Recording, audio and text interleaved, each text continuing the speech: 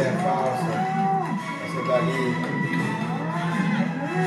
Muita emoção. Essa do cabelo vermelho, ninguém gosta dele. Jojo agarrada nele. Jojo tava super preocupada. Matheus, Jaque, que tava super emocionada. Parabéns pela sua atitude, viu? E como toda volta, tem os que ficam preocupados, porque automaticamente entendem quem é que ainda segue no risco da eliminação. Que é o Biel ali, no caso que a gente viu. O que você acha, mano? Você Jojo aí? Você Jojo aí?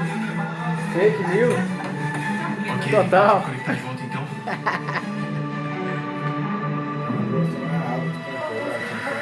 Thaís, Vicky, Oi.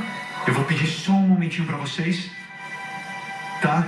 Paz no coração, coragem, foco, tá? Que eu já volto falar com vocês, tá bom?